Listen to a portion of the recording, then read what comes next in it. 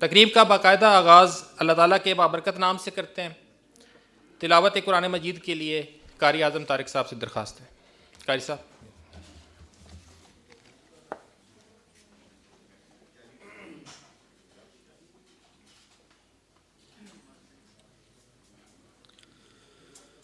اعوذ باللہ من الشیطان الرجیم،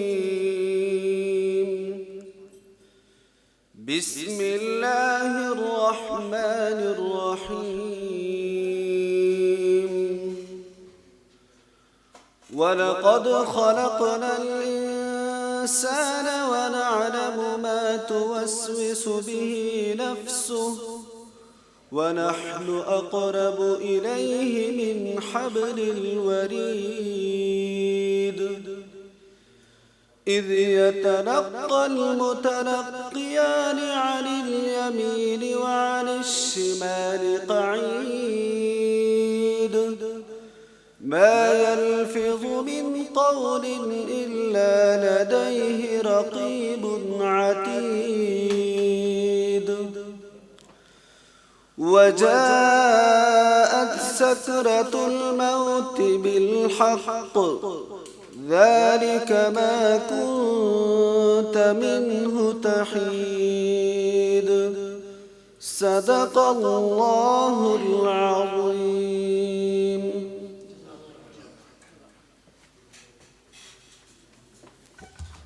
جزاک اللہ۔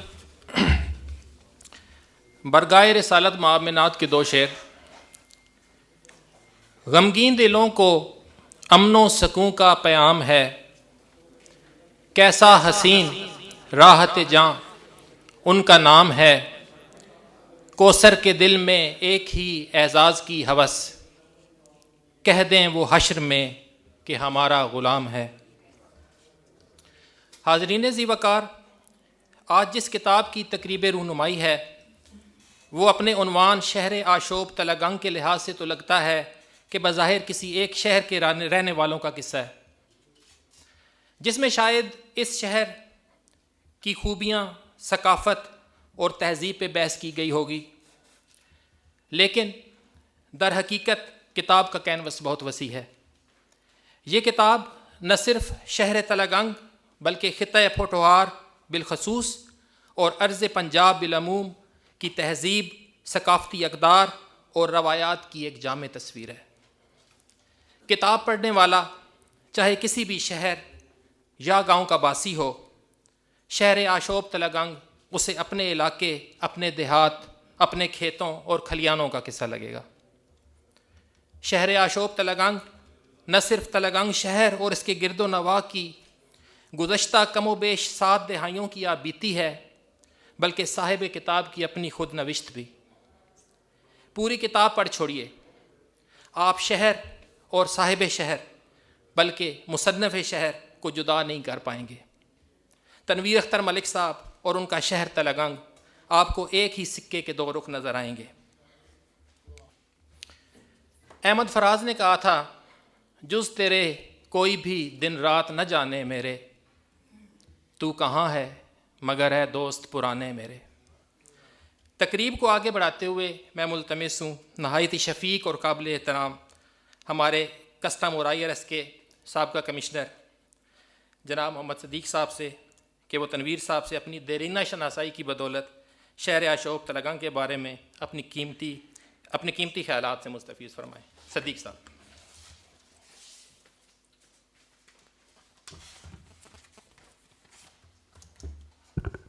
تھینک یو خلدون الحق۔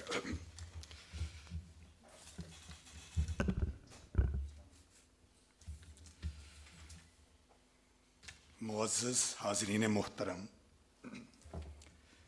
بیتے ہوئے کچھ دن ایسے ہیں تنہائی جنہیں دہراتی ہے۔ شہر آشوب تلگنگ پڑھتے ہوئے مجھے یہ مصرع بار بار یاد آیا۔ جیتے جاگتے کردار اور دھواں ہوتی روایات کی یہ داستان نہ صرف آپ بیتی ہے بلکہ جگ بیتی بھی۔ سچائی اور راست بازی کے ساتھ اپنی روداد حیات لکھنا پل صراط سے گزرنے کے مترادف ہے کیونکہ اچھی خود نوشت محض یادداشتوں کا مجموعہ ہی نہیں ہوتی، اپنے عہد کے حالات و واقعات، افکار و تصورات اور تہذیبی و ثقافتی اقدار کی آئینہ دار بھی ہوتی ہے۔ صاحب کتاب نے اس داستان کے کرداروں کو اس خوبصورتی سے مرتب کیا ہے کہ یہ خطہ پوٹھوار کے ہر گاؤں اور قصبے کی کہانی لگتی ہے، کیونکہ تقسیم ہند سے قبل اس پورے خطے کے رسم و رواج اور بود و باش کے انداز ہم آہنگ تھے۔ فاضل مصنف نے اپنے جذبات، احساسات اور مشاہدات کو خوبصورت الفاظ میں پروتے ہوئے دیہاتی لب و لہجے کی اسی زبان کو نقل کیا ہے جو اس خطے اور علاقے میں بولی جاتی ہے۔ مصنف کے اپنے الفاظ میں، اینڈ آئی کوٹ، بارانی پنجاب میں دیہی وسیب کی نمائندگی کرتا یہ ہنستا بستا گاؤں نما شہر بذات خود اتنا بڑا نہیں کہ اس پر کچھ لکھا جائے، مگر اس کوئے وفا کی کچھ شخصیات، کچھ کردار اور زندہ و تابندہ روایات اس امر کی متقاضی ہیں کہ انہیں موجودہ اور آنے والی نسلوں کے لیے رقم کیا جائے۔ اسے حرف تشکر کہہ لیں کہ ماضی مرحوم کا نوحہ، رفتگان سے اظہار محبت کہہ لیں کہ اپنا کتھارسس۔ جیتے جاگتے کرداروں کا ذکر کرتے ہوئے صاحب کتاب لکھتے ہیں، اس چھوٹے اور نسبتاً گمنام قصبے نے اب تک اہلیان تلا گنگ کے اخلاص، جہد مسلسل اور محنت سے وطن عزیز، عالم اسلام اور پوری دنیا میں اپنے حسن اخلاق، علم و ہنر اور قابل تقلید روایات سے اپنا وجود منوایا ہے۔ یہاں کے علماء باصفا، مولوی جیلانی ہوں کہ دیوبند کے فارغ التحصیل مولانا فضل احمد، شہرۂ آفاق طبیب حکیم بھٹ ہوں کہ اجمل طبیہ کالج دہلی کے فارغ التحصیل حکیم محمد نواز، دست شفا حکیم رب نواز ہوں کہ جن کے دم سے شہر بھر صحت مند رہا، دلیر، مدبر اور قابل ایئر مارشل نور خان ہوں کہ فیض بخش جنرل حق نواز، فرشتہ صورت و سیرت حافظ نور محمد ہوں کہ مدرس جناب سید ملازم حسین حمدانی، بزلہ سن شاعر جناب شبیر شاکر ہوں کہ شاعر و مرد درویش سید منظور حیدر شاہ، شفیق استاد محترم جناب فتح محمد ملک ہوں کہ مجسم علم ڈاکٹر افتخار حیدر ملک۔ یہ سب نام تو محض ایک چھوٹی سی تمہید ہے، وگرنہ ان خانہ ہمیں یہ آفتاب است۔ انکوٹ۔ عزت مآب جناب فتح محمد ملک صاحب تشریف فرما ہیں۔ حسن اتفاق ہے کہ آپ کی خود نوشت آشیانہ غربت سے آشیاں در آشیاں بھی اسی سال شائع ہوئی ہے، جو آپ بیتی کے علاوہ عصر حاضر کی چشمدید تعلیمی، ادبی اور سیاسی سفر کی یادگار تاریخ ہے۔ اس کتاب میں انہوں نے اپنے ایک شاگرد رشید ڈاکٹر افتخار حیدر ملک کا بھی ذکر خیر کیا ہے۔ انہی ڈاکٹر افتخار حیدر ملک صاحب نے تنویر ملک صاحب کی کتاب پر اپنے تاثرات کچھ یوں بیان کیے ہیں۔ آپ کا اسلوب نگارش نہایت عمدہ ہے، احترام اور شائستگی میں رچی بسی آپ کی یادداشت، جس میں گزرے وقتوں کی کسک بھی محسوس ہوتی ہے۔ آپ میں مورخ اور ایک مصنف دونوں کا حسین امتزاج دکھائی دیتا ہے۔ حصے مزاح قربان کیے بغیر سادگی اور متانت کا ایسا اظہار بہت نادر خوبی ہے۔ آپ نے میری زندگی کی شروعات اور بچپن کے تلا گنگ سے ایک بار پھر رشتہ جوڑ دیا ہے۔ آپ کی تخلیقی دستک نے میرے بچپن کے بہت سے دریچے واہ کر دیے ہیں۔ کیا خوب منظر کشی کی ہے، اسے ایک ادبی صنف قرار دیا جا سکتا ہے۔ آپ نے ہماری بنیاد کی کلمی تصویر پیش کی ہے، نہایت عمدہ کاوش ہے۔ اور اب اس عمدہ کاوش کی کچھ جھلکیاں۔ کوٹ: تلہ گنگ کے عین وسط میں جی پی او کے بالمقابل آج بھی گردش دوراں کی تلخیوں میں سر بلند کھڑی جوہراں علی ماڑی آئی ایس جوہر کے خاندان کی نشانی ہے۔ اندر سین جوہر جب ایم اے اکنامکس اور قانون کی ڈگری لینے کے بعد فلم انڈسٹری میں آئے تو اپنے دور کے سب سے زیادہ پڑھے لکھے اداکار تھے۔ ان کے چھوٹے بھائی یش جوہر کا بیٹا کرن جوہر آج کل انڈین فلم انڈسٹری کے سرخیل اصحاب میں ایک ہے۔ آئی ایس جوہر نے بالی ووڈ کے ساتھ ہالی ووڈ کی فلموں میں بھی کام کیا، مثلاً لارنس آف عریبیہ۔ ذوالفقار علی بھٹو کی پھانسی پر جوہر کا ٹی وی ڈرامہ بھی قابل ذکر ہے۔ 1984 میں وفات سے پہلے اپنی وصیت میں آن جہانی آئی ایس جوہر نے خواہش ظاہر کی کہ اس کی ارتھی جلانے کے بعد اس کی راکھ تلہ گنگ میں دفن کی جائے۔ اسی جوہراں علی ماڑی کے آس پاس کے جیتے جاگتے کرداروں کا ذکر کرتے ہوئے مصنف لکھتے ہیں، اینڈ آئی کوٹ: سرائے ہیرانند کے صدر دروازے سے مغرب میں متصل جگہ پر ہنس مکھ اور سادہ دل چاچا چودھری کرم الہی ارائیں کا ہوٹل تھا، اور آٹے چینی کا ڈپو بھی۔ اس ہوٹل میں کرسیوں کی جگہ بان کی چارپائیاں بچھی ہوتیں اور چائے کھانے کے ساتھ تمباکو چلم کی اضافی سہولت بھی میسر تھی۔ سردیوں میں چاچا کے ہاں ملنے والی حلوے کی پنیاں اور گرم چائے بے خدا من و سلوہ سے کم نہ تھیں۔ چاچا کے ہاں اردو اخبار آتی تھی اور ہم بھی اخبار بینی کے شوق میں جا پہنچتے۔ طلباء کو دیکھتے ہی چاچا کا معصوم چہرہ کھل اٹھتا، عزت سے بٹھاتا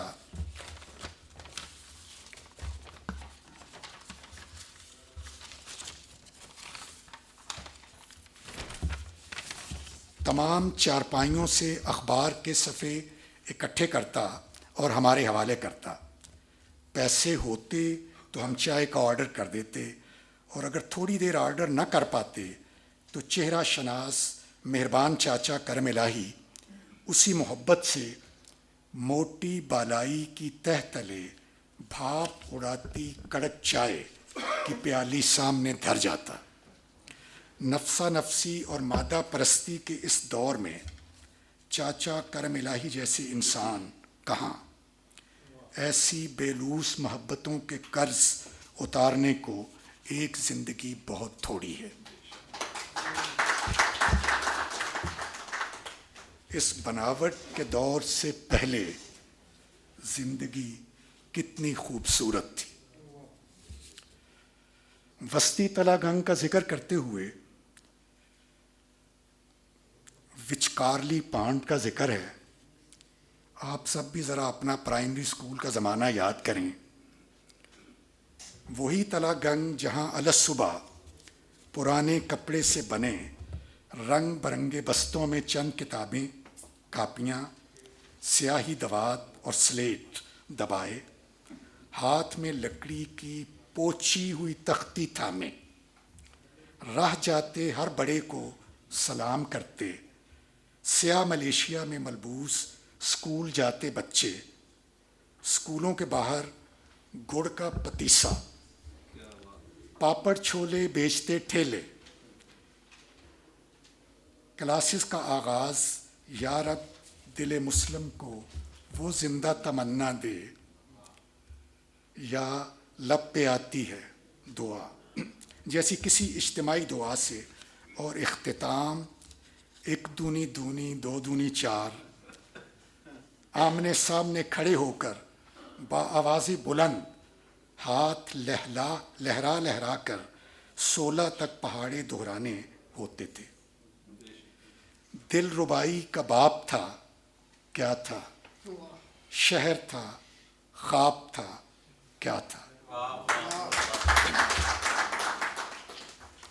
اسی پانڈ کی شان ہیڈ ماسٹر منشی امیر حسین صاحب بھی تھے، جن کے دور میں مڈل سکول تلا گنگ علم کے ساتھ گہوارہ تفریح بھی تھا۔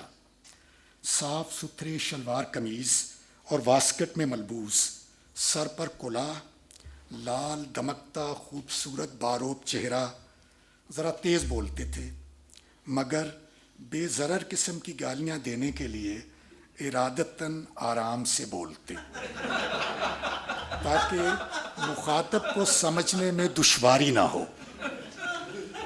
خاموش طبع روح، مگر ایک دن ایسا ہوتا تھا جس دن شہر کے سب اہل ذوق منشی صاحب کے مڈل سکول کا رخ کرتے۔ ہر سال مارچ کے مہینے میں سالانہ نتیجہ سنایا جاتا، اور منشی صاحب کی زبانی نتیجہ سننا تو ایک ٹریٹ تھی۔ ان کا طے شدہ طریقہ یہ تھا کہ صرف فیل شدگان کا نتیجہ سناتے۔ نتیجہ ختم ہوتا تو منشی صاحب اور ان کے اساتذہ کی گردنیں ہاروں میں چھپ جاتی۔ ویسے آپس کی بات ہے، ان دنوں نتیجے والا دن بھی کیا عجب دن ہوتا تھا۔ نتیجے سے پچھلی شام شہر میں پھول ختم ہو جاتے، صدبرگ، گلاب، گیندے کے پھول، نیاز بو کے سبز پتے دھاگوں میں پرو کر اساتذہ کے لیے ہار بنائے جاتے تھے۔ لانی پانڈ میں بابا صدر دین حلوائی کے بنائے میدے کے چھوٹے چھوٹے بسکٹ بھی ہاروں میں پروئے جاتے۔ چونکہ ہم سمیت تقریباً سب طلباء کو فیل ہونے کا دھڑکا ہی لگا رہتا تھا، چنانچہ متذبذب طلباء ہار قمیص کے اندر اپنے گلے میں ڈال کر سامنے والے بٹن بند کر لیتے۔ پاس ہو گئے تو بٹن کھول کر ہار سیدھا استاد صاحب کے گلے میں، اور اگر ستارے ساد نہ ہوئے تو حسرت ان غنچوں پہ جو بن بٹن کھلے مرجھا گئے۔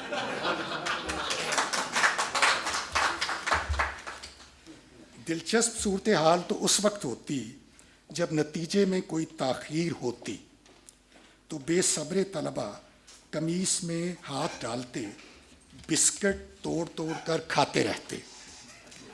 کئی دفعہ تو گلے میں صرف دھاگا ہی رہ جاتا۔ تعلیم کے ساتھ ساتھ کھیلوں کا ذکر بھی ضروری ہے۔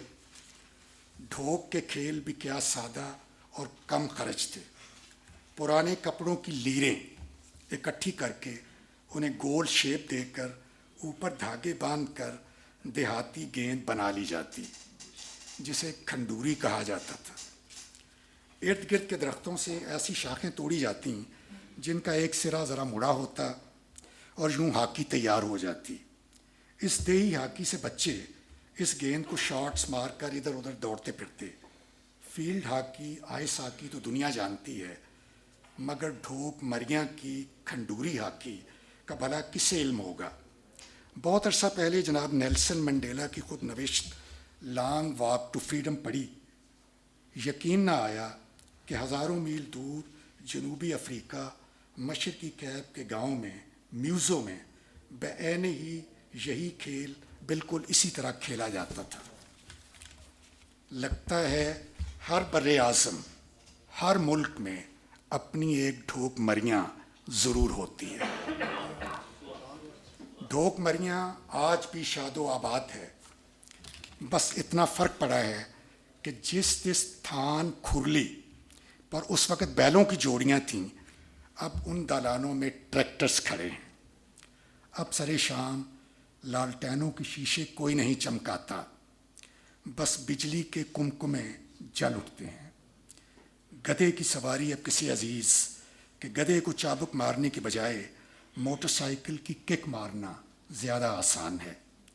ڈھوک میں خوبصورت پختہ سرکاری اسکول بھی بن گئے ہیں، اور بچے شہر کے پرائیویٹ اسکولوں میں بھی آتے ہیں، مگر نہ تو انہیں 8 کلومیٹر پیدل چلنا پڑتا ہے اور نہ رستے میں بن یعنی جوہر۔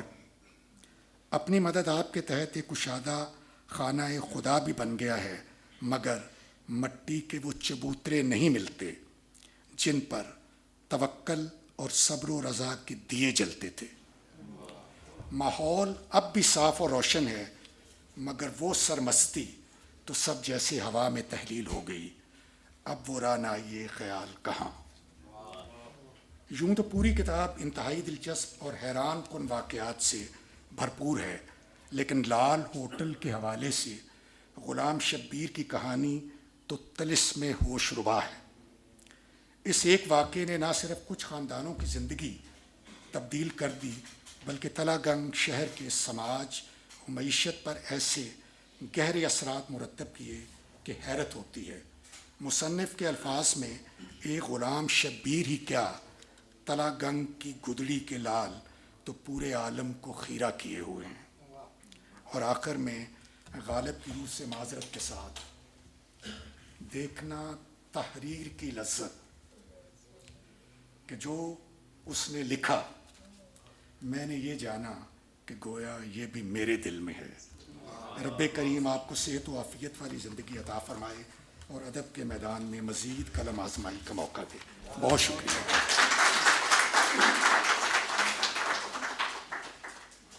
بہت شکریہ سر۔ حاضرین محفل، اپنی دیگر خصوصیات کے علاوہ شہر آشوب تلہ گنگ اپنی پر اثر طرز تحریر کی وجہ سے بھی ایک نمایاں مقام رکھتی ہے۔ تحریر کا بالکل ایک چھوٹا سا نمونہ، بہت چھوٹی عمر کے ان تجربات نے عمر بھر کے لیے سکھا دیا کہ ذائقے اشیاء خورد و نوش میں نہیں بلکہ ماحول میں ہوتے ہیں، نعمتیں برتانے والے ہاتھوں میں ہوتی ہیں، اور شریک نعمت اگر من بھاتے لوگ ہوں تو ذائقوں کا لطف دوبالا ہو جاتا ہے۔ اور یہ حقیقت بھی جان کے کہ شکرانے نعمت منہ سے نہیں بلکہ دل سے نکلے تب منعم جہاں راضی ہوتا ہے۔ اب میں درخواست گزار ہوں تنویر ملک صاحب کے ایک اور دیرینہ ساتھی اور صاحب طرز شاعر تعلق ان لینڈ ریونیو سروس سے جناب خاور احمد کہ وہ آئیں اور آج کی تقریب کے حوالے سے ہمیں اپنے خیالات سے آگاہ کریں۔ خاور احمد صاحب کی شاعری کی خوبصورت کتابوں میں منظر میرے دریچوں سے اور سرشاری شامل ہیں۔ اس کو آتا ہے قید رکھنے کا فن، ساری پابندیاں اٹھا دی ہیں۔ مجھے بھی خاک تجھے بھی ہوا تو ہونا تھا، کہ رنگ و بو کو کہیں پر جدا تو ہونا تھا۔ پرستشیں جو بڑھیں فاصلے تو بڑھنے تھے، محبتوں میں کسی کو خدا تو ہونا تھا۔ خاور صاحب کی عمدہ شاعری نے ان لینڈ ریونیو سروس کو اسی طرح مزین و منور کیا ہے جس طرح محترمہ پروین شاکر صاحبہ کی شاعری نے کسٹم کے محکمے کو۔ جناب خاور احمد صاحب۔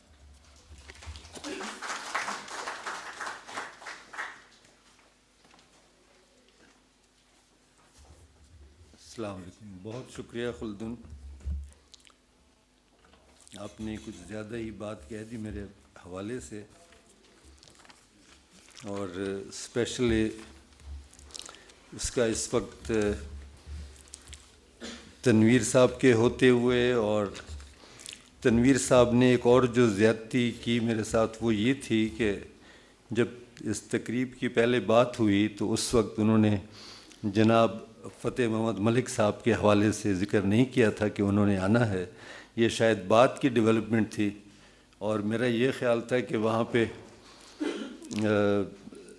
میرے اور تنویر کے کچھ ایسے دوست ہوں گے جن کے بارے میں ہم بہت ساری باتیں جانتے ہیں اور بہت ساری باتیں کہہ سکیں گے۔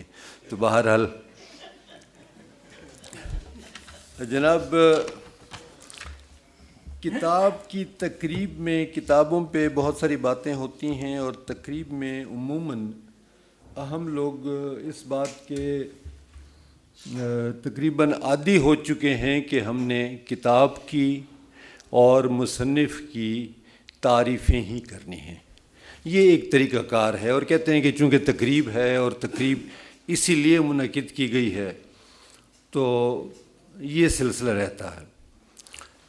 میرا اپنا یہ خیال ہے کہ جب کوئی دوست آپ کو کتاب پیش کرتا ہے تو وہ یہ ضرور چاہ رہا ہوتا ہے کہ آپ اس کتاب کو اس طرح دیکھیں، اس طرح پڑھیں کہ اس میں اگر کوئی بہت خوبصورت بات ہے تو وہ تو اجاگر ہونی چاہیے، لیکن اگر اس میں آپ کو کہیں کوئی ایسی بات لگتی ہے، وہ آپ کا دوست ہے، آپ سے اسی قافلے میں آپ سے تھوڑا پیچھے ہے 2-4 سال، وہ شاید یہ توقع بھی آپ سے کر رہے ہوتے ہیں آپ کے دوست کہ آپ ان سے کتاب کے بارے میں ایسی بھی کوئی بات ضرور کریں جن سے وہ اس کتاب کی یا اس کے بعد آنے والی کتاب کی صورت بہتر کر پائیں، اس کو آگے لے جا پائیں۔ تو اس لیے میں نے جو 2-4 باتیں کہنی ہیں تو انہیں نہ تو آپ صدیق صاحب جیسی اتنی گہری محبت سے لکھے ہوئے مضمون سے کمپیئر کریں گے، اور نہ کتاب کے آخر میں جناب ڈاکٹر افتخار ایچ ملک صاحب نے جو کچھ لکھا ہے اس کے حوالے سے۔ میں کتاب پڑھتا ہوں اور کتاب ایک اور طرح سے پڑھتا ہوں، اور جو کچھ کتاب میں دیکھتا ہوں اسی حوالے سے بات کرتا ہوں۔ تنویر صاحب اجازت؟ اس میں کوئی شک نہیں کہ یہ تنویر کی پہلی کتاب ہے اور بہت خوبصورت کتاب ہے۔ مجھے اپنے طور پہ کتاب میں جو چیز بہت خوبصورت لگی وہ شاید میں پہلے سے جانتا تھا۔ جو چیز میں پہلے سے جانتا تھا تنویر کے بارے میں وہ یہ تھی، تنویر اور میں کافی لمبے عرصے تک ہمسائے بھی رہے ہیں، اور اس وقت مجھے یہ تو علم ہو چکا تھا کہ ان کا مطالعہ کتنا وسیع ہے، کہاں کہاں سے کتابیں لے کے، اس پر ہماری باتیں بھی ہوتی تھیں، لیکن ہمسائیگی کے اس عرصے میں ان کے ذوق مطالعہ سے زیادہ ان کے حصے مزاح کا چرچا ہوتا تھا۔ ان کے کہہ کے آس پاس کے 2-4 گھر جو قریب قریب تھے وہاں بھی سنائی دیتے تھے، اور کچھ گھروں میں تو ہمارے سینئرز بھی رہتے تھے، تو اس خیال سے کبھی کبھی تنویر کو اپنا کہہ کا ذرا مختصر بھی کرنا پڑتا تھا۔ تو جب مجھے یہ کتاب ملی، اب کتاب کا نام درد شہر آشوب ہے، اور جب میں اس کی تعریف پڑھتا ہوں تو میں نے سوچا کہ شہر آشوب تو آپ ایک تہذیب یا ایک شہر یا ایک خطے یا ایک علاقے کی تباہی کے حوالے سے بہت درد مندی سے جب کچھ لکھتے ہیں تو اسے ہم شہر آشوب کہتے ہیں۔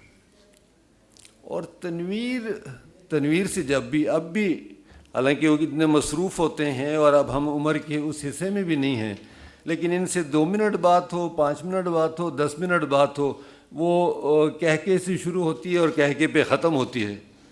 تو میں یہ سوچ رہا تھا کہ یہ کتاب تو ضرور پڑھنی چاہیے، ایسا شخص شہر آشوب میں کیا لکھتا ہے، کیسے لکھتا ہے۔ تو اس حوالے سے میں نے دیکھا، اور جس بات کی میں نے آپ سے کہا کہ مجھے بہت عجیب سی خوشی وہ یہ ہے کہ تنویر نے اتنا کچھ پڑھ رکھا ہے کہ اس کے بعد آپ کو یہ احساس بھی نہیں ہوتا کہ یہ اس شخص کی پہلی کاوش ہے۔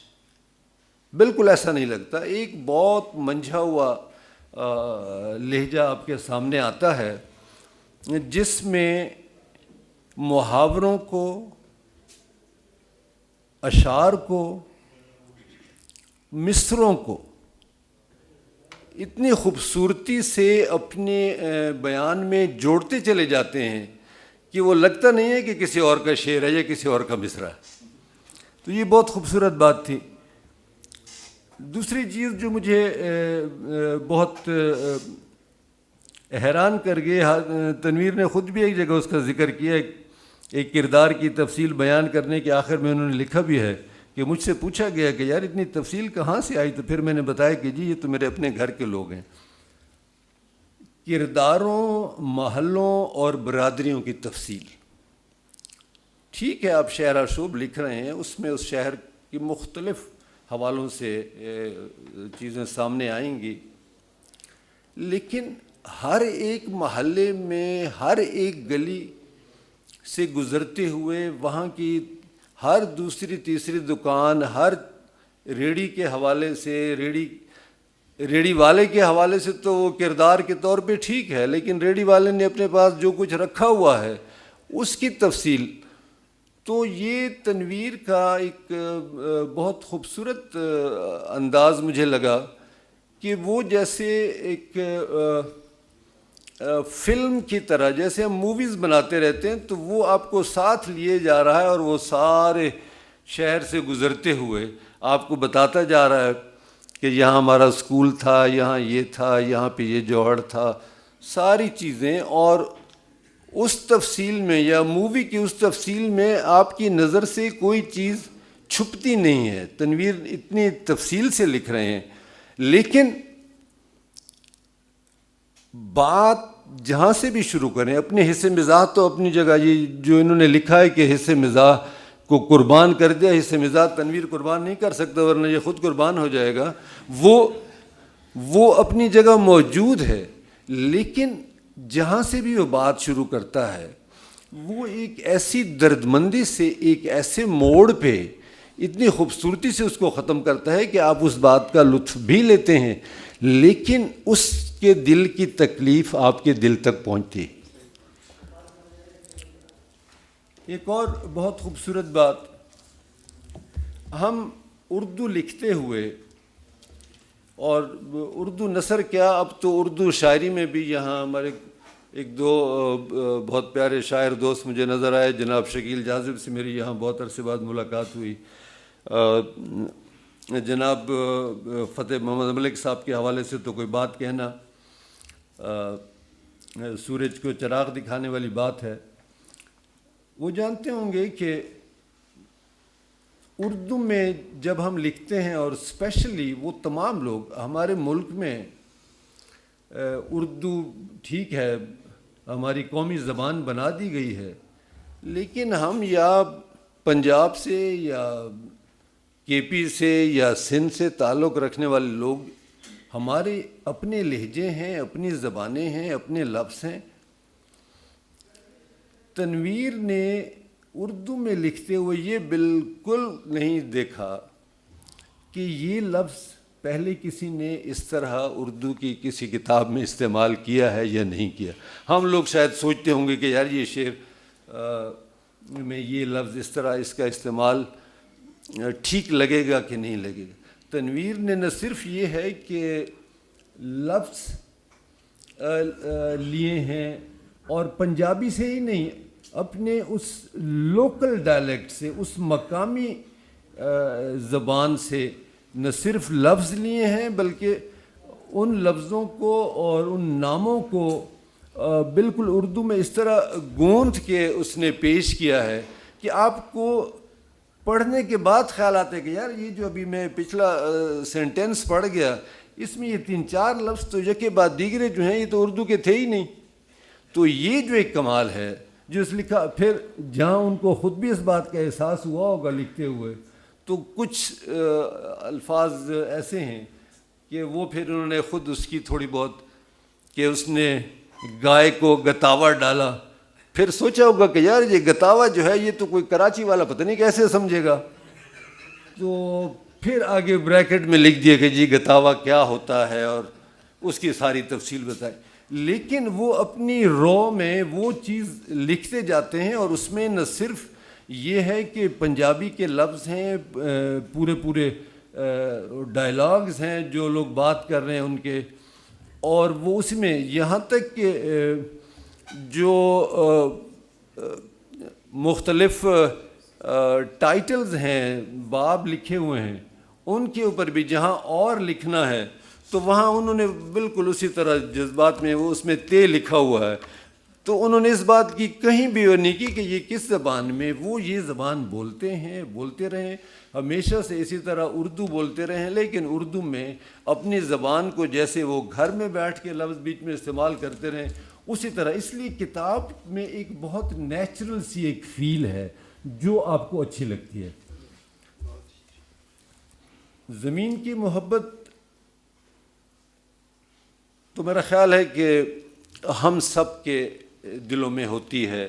یہ ایک بہت بڑا اور بہت پرانا اور بہت خوبصورت موضوع ہے. ہر بندہ اپنے گاؤں، اپنے گھر، اپنے محلے، وہاں کی مٹی ہے، وہاں کا جو کچھ بھی ہے وہ اس کے لیے پیارا ہے. اور ہم سب علاقوں کی تقسیم، صوبوں کی تقسیم، شہروں کی تقسیم وہ ایک طرف رہ جاتی ہے. مجھے اپنا شہر، اپنا گاؤں، اپنی گلی سب سے پیاری ہوتی ہے.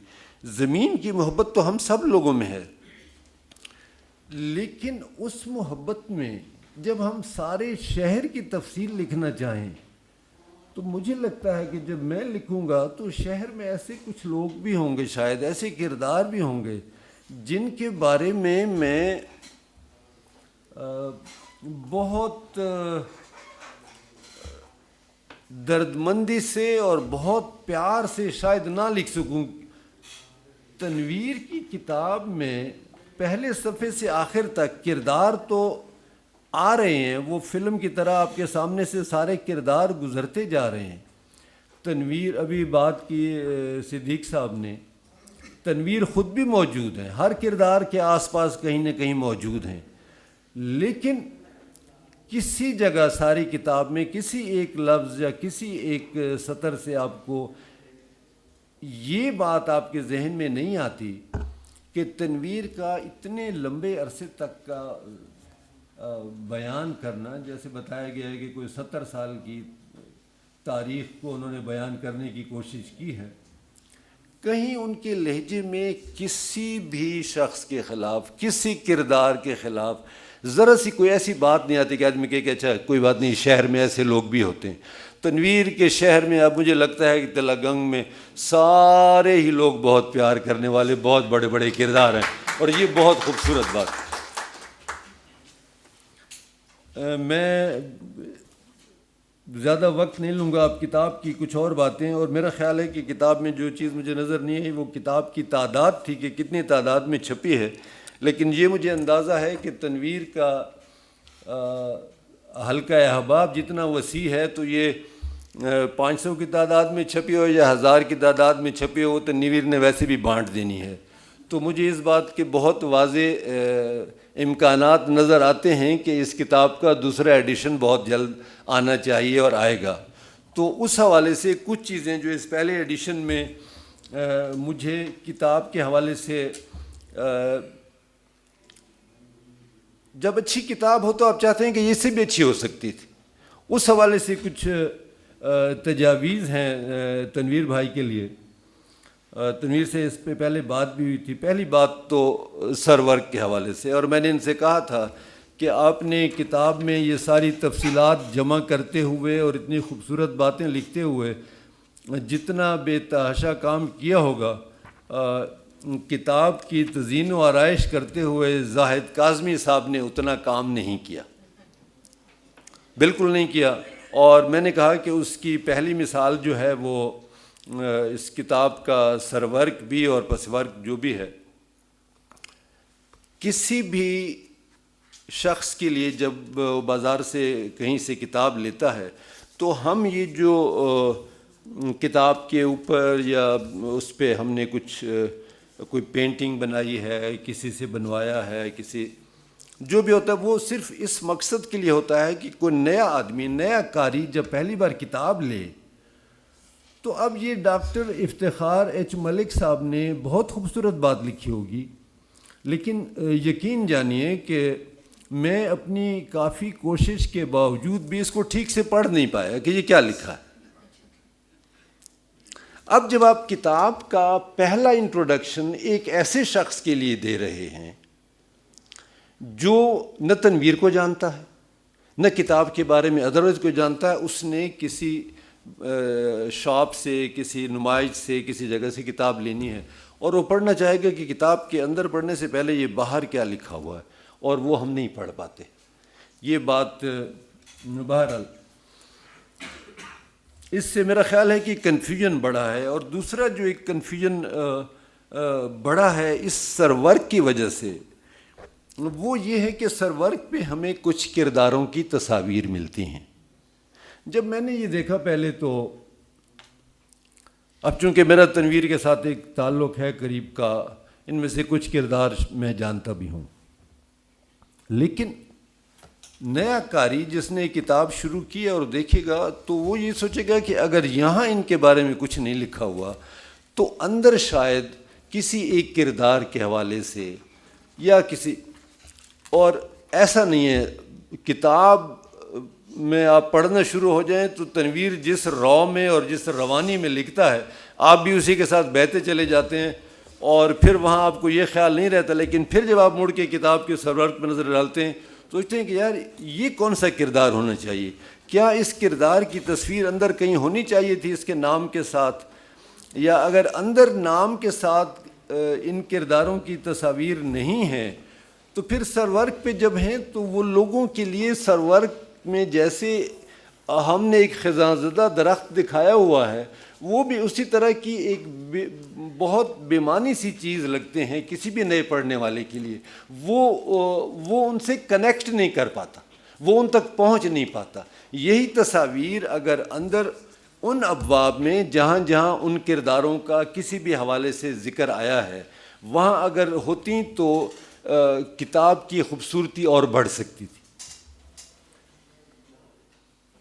ایک اور بات, پہلے میں فیصل سعید صاحب کا گلہ کر رہا تھا, اب مجھے ساتھ ساتھ گلہ کرنا ہے جناب صدیق صاحب کا بھی. پرانے دوست ہیں اس لیے ان کے ساتھ ایسی لبرٹیز لی جا سکتی ہیں. ڈاکٹر فیصل سعید صاحب نے کوئی 8 صفحے کا پیش لفظ لکھا ہے. ان 8 صفحات میں 2.5 صفحے فیصل سعید صاحب کے ہیں اور باقی انہوں نے اس کتاب سے کاپی پیسٹ کیا.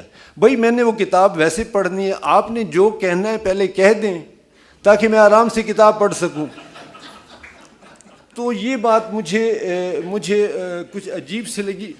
آپ ٹھیک ہے, ہم مثال کے طور پہ ہم شاعری کی کوئی کتاب پڑھتے ہیں, کسی نے 1 شعر 2 شعر, لیکن جب آپ پورے کے پورے پیراگرافس اپنے پیش لفظ میں کوٹ کرتے جاتے ہیں, 8-10 صفحے کا آپ نے پیش لفظ بنا دیا, تو یہی چیزیں تو میں کتاب میں آگے پڑھنا چاہ رہا تھا. میں تو پیش لفظ میں یہ دیکھنا چاہوں گا کہ آپ اس کتاب کے بارے میں کیا کہنا چاہ رہے ہیں. مجھے کتاب میں جو لکھا ہے وہ تو میں نے ویسے پڑھنا, مجھے تو آپ کی رائے چاہیے, تنویر کی رائے اور تنویر کی کردار نگاری کہیں یا تنویر کا انداز بیان, وہ تو کتاب میں موجود ہے.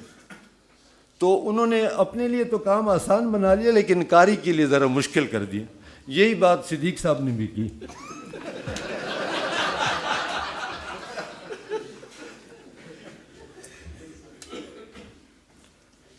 ایک اور بات, اور جناب آخری بات میں کہہ رہا ہوں, جناب فتح محمد ملک صاحب بھی یہاں موجود ہیں. پیش لفظ اور بیک ٹائٹل پہ آپ نے جن لوگوں سے 2 لفظ لکھوائے ہیں ان کے ایڈریسز میں آپ ہمیں باہر کی ایک یونیورسٹی کا ریفرنس دے رہے ہیں. جب یہ کتاب یہاں آپ نے چھاپی ہے, یہاں کی زبان میں چھپی ہے, یہاں کے ایک شہر, یہاں کے ایک گاؤں کے بارے میں چھپی ہے, اس کے تعارف کے لیے کیا مجھے اپنے آس پاس کوئی ایسا معتبر نام نہیں ملتا تھا؟ اور یہ میرے لیے تو زیادہ تعجب کی بات یہ ہوئی جب تنویر نے فون پہ دوسرے دن مجھے بتایا کہ وہ پروگرام ہم نے کچھ اس میں رد و بدل کیا ہے اور فلاں تاریخ پہ ہوگا اور جناب فتح محمد ملک صاحب تشریف لائیں گے.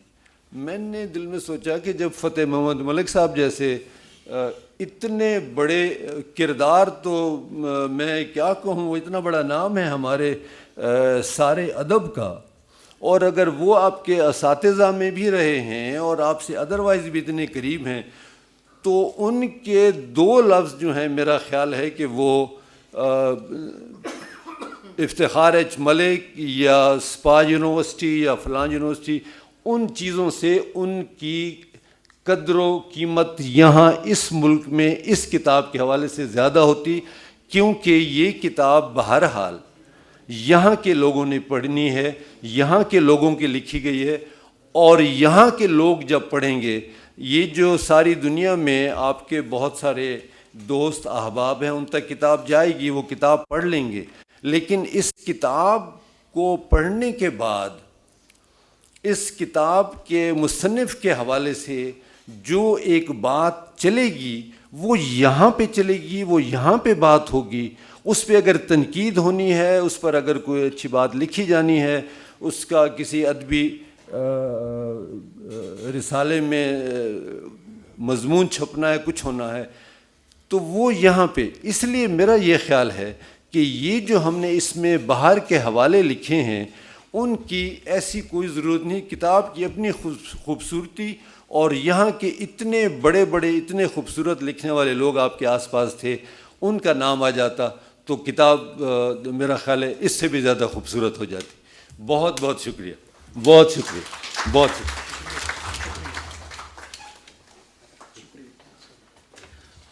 بہت شکریہ خبر سے.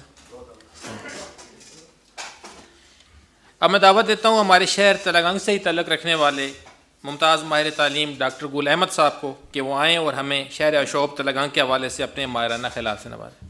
ڈاکٹر گل احمد صاحب.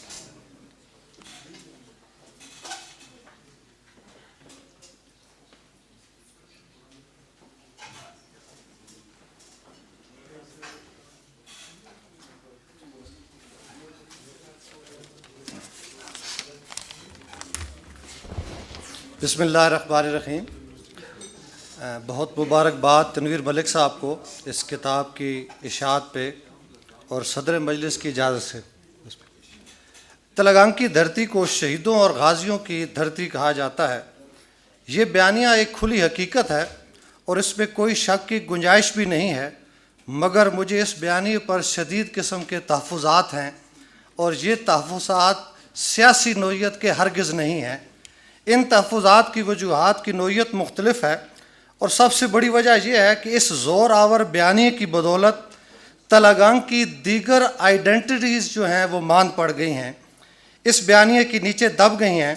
انہی شناختوں میں ایک شناخت اس دھرتی سے جنم لینے والے فنون لطیفہ سے وابستہ شخصیات ہیں.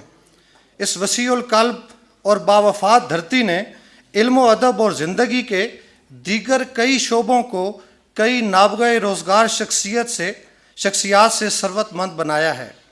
فلم انڈسٹری کی طرف نگاہ کریں تو اندر سین جوہر اور آر سی تلوار اپنی دھاک بٹھاتے نظر آتے ہیں.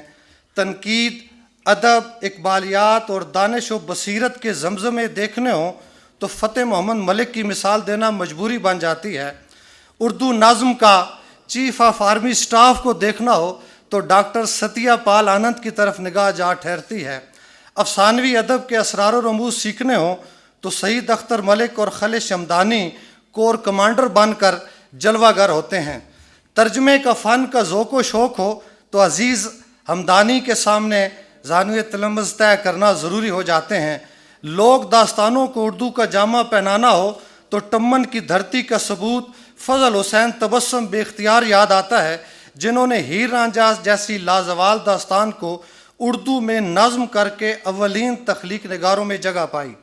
جدید انشائیہ نگاری کے تلنگنگی اسلوب کا مظاہرہ دیکھنا ہو تو شیخ غلام جیلانی اثر کی انشائیہ نگاری کے بغیر بات مکمل ہی نہیں ہوتی. اردو مائع کے فروغ میں جس ہستی کا نام سر فہرست نظر آتا ہے وہ علی محمد فرشی ہیں، جن کا تعلق کوٹ سارنگ کی سرزمین سے ہے اور یہ ڈاکٹر ستیہ پال آنند کے گرائی ہیں. جدید اطلاعاتی ٹیکنالوجی کے میدان میں اپنی کامیابی کے جھنڈے گاڑنے والی شخصیت طارق ملک کی ہے، جو نادرا کے صدر نشین ہیں. یہ مختصر سا تعارف ہے. مختصر ساعتیں تفصیل کی اجازت نہیں دیتی اور نہ ہی دھرتی کے کئی سپوتوں کا تذکرہ تفصیل کا متقاضی ہے. سرداس اس دھرتی کے ایک فرزند جناب تنویر ملک کی ایک علمی کاوش پہ گفتگو کرنی ہے، جو تلنگانگ کے کلب چینجی چوک کے باسی ہیں اور ڈھوک مریاں سے نسبی تعلق رکھتے ہیں. سول سروس میں آ کر انکم ٹیکس کے محکمے میں خدمات سر انجام دے رہے ہیں.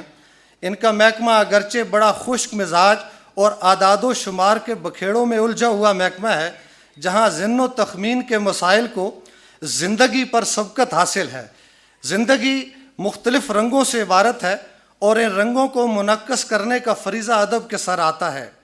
اس لیے ادب کسی محکمے کی ہیئت ترکیبی اور اس کے مزاج کو نہیں دیکھتا، یہ اندر کے فنکار کے احساس، کیفیات، جذبات اور فکر کے اظہار کے لیے راستے تلاش کرتا ہے اور الفاظ کو وسیلہ بنا کر کسی ہیئت کا انتخاب کرتا ہے۔ تنویر ملک صاحب بھی اندر سے ایک مکمل فنکار ہیں، ان کے اندر ادبیت کی چاشنی پورے آب و تاب ساتھ موجود ہے، جس کا اظہار ان کی زیر نظر کتاب شعر آشوب تلگنگ میں ہوا ہے۔ تنویر صاحب مبارکباد کے مستحق ہیں کہ انہوں نے انتہائی مصروف زندگی گزارنے کے باوجود تلگنگ کی دھرتی سے اپنی وابستگی خوب نبھائی۔ اس دھرتی کی یہی خاصیت اس کی انفرادیت بھی ہے کہ یہ کسی کو بیگانہ نہیں ہونے دیتی۔ اس کا باسی دنیا کے کسی بھی کونے خدرے میں بیٹھا اپنے شبانہ روز مصروفیات میں مشغول ہو، اس کے اندر تلگنگی پن ضرور موجود رہتا ہے۔ زیر نظر کتاب تنویر ملک کے اسی تلگنگی پن کا اظہاریہ ہے جس میں انہوں نے تلگنگ کا خاکہ لکھا ہے۔ اس خاکہ نگاری میں انہوں نے تلگنگ کے مختلف ادوار اور مختلف محلوں کے ان کرداروں کو متشکل اور زندہ جاوید کیا ہے جو وقت کی گردن میں گم ہو گئے تھے۔ اردو ادب میں شاعروں کی خاکہ نگاری لکھنے کی روایت اتنی مستحکم نہیں ہے۔ دہلی کا ایک یادگار مشاعرہ فرت اللہ بیگ کی تحریر کردہ ایک روداد ہے جو انہوں نے بہادر شاہ ظفر کی ایما پر لکھی اور اس کو خوبصورت اسلوب میں قلم بند کیا۔ اس میں دہلی کے صرف ایک عنصر یعنی قلعہ معلیٰ کا احوال بیان کیا گیا ہے، جس میں دہلی کی چند خصوصیات شامل ہیں۔ دہلی شہر مکمل خدوخال اور اس کے وسیب کی خصوصیات سے یہ روداد نما خاکہ کوسوں دور ہے۔ اگلا نام پروفیسر آسی ضیائی کا ہے، جنہوں نے یادیں کچھ کرداروں کے نام سے رامپور کے شہر کے جزوی خدوخال ابھارنے کی بھرپور کوشش کی ہے۔ اس کوشش کی بنیاد صرف چند شخصیات کی خاکہ نگاری پر اٹھائی گئی ہے۔ رامپور کے مکمل خدوخال اور اس کے تمدن و ثقافت پر کوئی روشنی نہیں پڑتی۔ آواز دوست ایک سول سرونٹ مختار مسعود کا شاہکار ہے، جس میں ہمیں علی گڑھ یونیورسٹی کا تذکرہ اسلوب جلیل کے حسن کے ساتھ دل گداز کرتا نظر آتا ہے۔ مزید آگے بڑھیں تو قدرت اللہ شہاب اور ممتاز مفتی کی تحریروں میں اسلام آباد کے بارے میں جزوی تاثرات ملتے ہیں۔ مثلا ایک جملہ زبان زد عام ہے کہ اسلام آباد گریڈوں کا شہر ہے۔ شہروں کے مکمل خاکے نہ لکھنے کا ایک سبب تو یہ ہو سکتا ہے کہ مذکورہ بالا تمام شہروں کی وسعت اس کام میں حائل ہو، اور دوسرا سبب یہ بھی ممکن ہے کہ کسی کو کسی شہر کا مکمل خاکہ لکھنے کا خیال ہی نہ آیا ہو، اور یہ انوکھا خیال ایک تلگنگی کے ہی نصیب میں لکھا ہو، کیونکہ تلگنگی ہمیشہ سے ہی انوکھے کام کرتے نظر آتے ہیں۔ مثالیں دوں تو وقت کی کمی دامن گیر ہونے لگتی ہے، اس لیے بات کو آگے بڑھاتے ہیں۔ شعر آشوب تلگنگ میں تنویر صاحب نے سب سے پہلے تقسیم سے قبل تلگنگ کے نقوش ابھارے ہیں اور اس کے خد و خال کو نمایاں کرنے کی بھرپور اور کامیاب کوشش کی ہے۔ یہ تلگنگ ہندو، سکھ اور مسلمانوں کا مشترکہ تلگنگ ہے، جس میں اندر سین جوہر، ڈاکٹر ستیہ پال آنند، سیٹھی پریوار، بھاٹیہ خاندان اور شرما فیملی غیر مسلموں کی نمائندگی کرتے نظر آتے ہیں، اور شیخ سراج الدین مسلم کمیونٹی کی قیادت کا فریضہ سر انجام دے رہے ہیں۔ اس عہد کا ایک رومانوی کردار موتیہ ہے، جو ایک ہندو پریوار سے تعلق رکھتی ہے۔ ملکوتی حسن، جمالیاتی خد و خال اور دل فریب نقوش نے موتیہ کو دیوداسی میں ڈھال دیا۔ بعد میں یہی دیوداسی مسلمان ہو کر وفا اور جفا کی کسوٹی قرار پاتی ہے۔ مولوی غلام جیلانی اس کو بیٹی بنا کر وفا شعار ٹھہرے، اور کرنل محمد خان جفا کے ہاتھوں اسیر ہوئے، اور ماسٹر قربان جہالت آمیز روایات کے ہتھے چڑھ گئے۔ تنویر ملک صاحب کا یہ اقتباس جہاں سننے سے تعلق رکھتا ہے، وہاں مختار مسعود کے اسلوب جلیل سے بھی آنکھیں چار کرتا ہے۔ اقتباس سنیے۔ شنید ہے کہ دوسری جنگ عظیم میں مشرق وسطیٰ کے محاذ پر کرنل محمد خان ڈٹ کر لڑے، مگر کیا فائدہ میدان عشق کے بھگوڑوں کی، اہل وفا تلگنگ کی نظر میں کیا وقت و عزت۔ بہت شاندار۔ اس عہد کے تلگنگ کے مذہبی اداروں جیسے آریہ سماج، خالصہ سکول، سناتن دھرم سکول اور اسلامیہ سکول کے محل وقوع سے بھی ہمیں آگاہی ہوتی ہے۔ دوسرا تلگنگ تقسیم کے بعد کا تلگنگ ہے، جس میں شہر کی تمام سرگرمیوں میں چینجی چوک کو مرکزیت حاصل ہے۔ مرکزیت اجتماع کی متقاضی ہوتی ہے اور اجتماع کے لیے کھابے بہترین انتخاب ہوتے ہیں، اس لیے یہاں حبیب یاسین کے پکوڑوں، صوفی ہوٹل کے نمکین چھولے، بابا بخش مرحوم کی بالائی والی کڑک چائے، شکر پارے، تازہ کڑک جلیبی اور چاچا حق نواز کا ہوٹل آپ کا استقبال کرتا ہے۔ سیاسی اور مذہبی اجتماع کے لیے یہی جگہ کارآمد قرار پاتی ہے۔ شیخ سراج الدین جو دیانت، شرافت اور امانت کی چلتی پھرتی تصویر ہیں، وہ آپ کو یہیں ملیں گے۔ اس دور کا ایک اہم رومانوی کردار زیبا ہے، جو سیاہی مائل عیسائی خاندان کی دختر خوش زیبا ہے۔ اس کے نین نقش اور ادائیں کافروں پر نہیں، مسلمانوں پر بھی بجلی بن کر گرتی ہیں۔ اپنے خاندان کے برعکس رنگ و روپ سے مزین زیبا کے حسن و جمال کی گتھیاں سلجھانے کی کوشش کرتے ہوئے تنویر ملک صاحب دل فریب تراکیب کے ساتھ جب کنائے کا استعمال کرتے ہیں تو نثر میں شعر کا رنگ و آہنگ جا ملتا ہے۔ اقتباس دیکھیے، نام زیبا تھا مگر صرف نام سے ہی نہیں، چہرے میرے رنگ روپ اور نین نقش کے حساب سے سراپا زینت و زیبا تھی۔ آگے سنیے، یہ قدرت کا کار استثناء تھا کہ معجزہ ہمسائیگی، کیونکہ زیبا کے باقی بہن بھائی اور والدین سب عیسائی برادری کے سگنیچر سیاہی مائل سانولے رنگ کے حامل تھے۔ تلنگانگ کی مقامی تقسیم کو پیش نظر رکھتے ہوئے تنویر ملک صاحب نے تلنگانگ کو 3 حصوں میں لانی پانڈی، ابرنی پانڈی اور وسکارلی پانڈی میں تقسیم کیا ہے۔ ہر محلے کا حدود اربع بیان کرتے ہوئے اس محلے میں غالب اکثریت رکھنے والی برادریوں کا خوب تذکرہ کیا ہے، اور پھر ہر برادری کے ظاہری خد و خال بیان کر کے ان کے انفرادی خصوصیات کو جس مہارت اور ہنرمندی سے بیان کیا ہے وہ انتہائی قابل تعریف ہے، اور ان کی باریک بینی پر دال ہے۔ لانی پانڈی کی مجہال برادری کی خصوصیات گنواتے ہوئے ان کی کمار بازی، 13 تال لڈی اور ان کی ٹرانسپورٹری کے پیشے کو جس اسلوب سے رقم کیا گیا ہے وہ اپنی مثال آپ ہے۔ البتہ تنویر صاحب، مجہال برادری کی ایک خاص صفت پتہ نہیں کیوں آپ سے اوجھل رہی، وہ صفت تھی ان کی شادی بیاہ پر عام نظر آتی ہے، اور میں خود بھی سبالہ بن کر اس کا عینی شاہد ہوں، اور یہ صفت ہے آب حیات کی فراوانی۔ شادی کی تقریبات میں شادی والے گھر میں خانے کا منظر پیش کرتا ہے، اور دادا، بیٹا اور پوتا میں نے اپنی آنکھوں سے ایک ہی مے خانے سے سراب ہوتے دیکھے ہیں۔ لانی پانڈی اس لحاظ سے بھی ثروت مند ہے کہ اس کے ایک سپوت غازی میاں محمد نے ناموس رسالت کی خاطر پھانسی کے پھندے کو بخوشی چوم لیا اور اس کو اپنی سعادت سمجھا۔ سیٹھ جیلانی اور بابا عمر حیات کے کردار بھی اس پانڈی کے خوبصورت کردار ہیں۔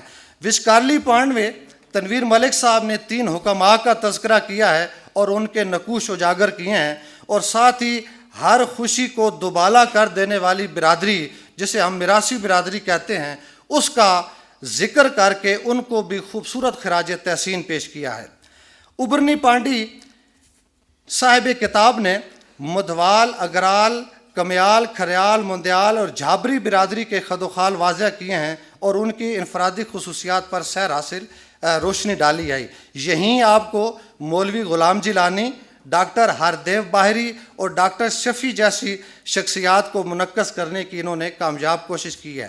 تلنگانگ کالج کا ذکر کرتے ہوئے اس دور کے اساتذہ کے خوبصورت خاکے کھینچے ہیں، اور قاری اس کتاب میں ان اساتذہ کو پڑھاتے ہوئے اور چلتے پھرتے ہوئے دیکھ سکتا ہے اور محسوس کر سکتا ہے۔ حنیف رامے وزیر اعلیٰ پنجاب جب کالج کے ہاسٹل کے افتتاح پر مقررہ وقت پر نہ پہنچ سکے تو فریدی صاحب پرنسپل اس افتتاحی تقریب کو چھوڑ کر چلے گئے۔ اس واقعہ پر تنویر صاحب نے جو تبصرہ کیا وہ نثر کے ذائقے کو 2 چند کر دیتا ہے۔ آئیے یہ تبصرہ تنویر صاحب کے الفاظ میں سنتے ہیں۔ اقتباس: ہاسٹل کا افتتاح تو ہو گیا، مگر پرنسپل صاحب کی اس شان بے نیازی نے غرور سروری کو پرکاہ کی طرح اڑا دیا، علم کی قامت اور بڑھ گئی۔ ایک اور اقتباس دیکھیے، نبی اکرم صلی اللہ علیہ وآلہ وسلم کا نام مبارک کسی کی زبان پر آتا تو چھوٹے بڑے انگلیاں انگوٹھوں کے پوٹے جوڑ کر چومتے اور آنکھوں کو چھو لیتے کہ نور مصطفیٰ سے ہاتھوں کی گواہی کو اعتبار ملے اور آنکھوں کا نور اور منور ہو جائے۔ اسی طرح جب قوم پرست مولانا مفتی محمود کانگریس کے زیر اثر تلنگانگ میں جلسہ کرنے آئے اور قائد اعظم کی شان میں کچھ الفاظ نکالے ہی تھے کہ شیخ سراج الدین نے اپنے جوتے سے ایسا تاک کر نشانہ لگایا جو بالکل خطا ہو ہی نہیں سکتا تھا، کیونکہ اس نشانے میں شیخ سراج الدین کی عقیدت شامل تھی۔ اس سارے واقعے پر جب تنویر صاحب تبصرہ کرتے ہیں تو نثر اور ادب باہم آمیخت ہو جاتے ہیں۔ اقتباس: مولانا کے جان نثاروں نے بھی نشانے باز کے ساتھ وہی سلوک کیا جو بادشاہوں سے کرتے آئے ہیں، مگر دو صحرے کے جلوس کی مانند قوم پرست علماء پر بھی گھڑوں پانی پڑ چکا تھا۔ تنویر صاحب کی نثر شعری اسلوب سے مزین ہے۔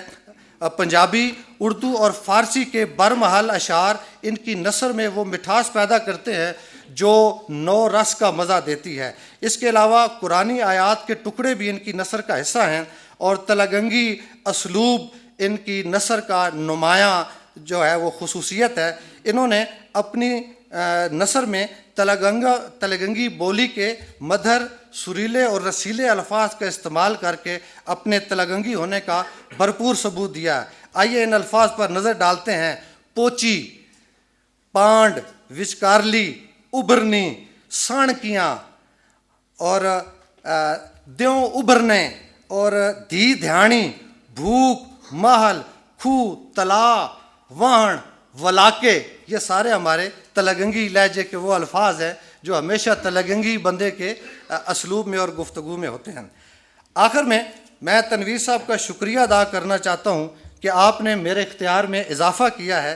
بحیثیت استاد جب میں کلاس میں پڑھاتا ہوں تو اکثر طالب علم مجھ سے سوال کرتے ہیں کہ آپ کوئی ایسی کتاب بتائیں جس سے پتہ چلے کہ ادب کیا ہوتا ہے، تو میں ہمیشہ ایک ہی کتاب تجویز کیا کرتا تھا، اور وہ کتاب تھی آواز دوست۔ لیکن اب شہر آشوب تلنگانگ کی بدولت میرے اختیار میں اضافہ ہو گیا ہے، اور اب جب بھی کوئی طالب علم مجھ سے سوال کرے گا تو میں 2 کتابیں تجویز کروں گا، ایک آواز دوست اور دوسری شہر آشوب تلنگانگ۔ بہت شکریہ۔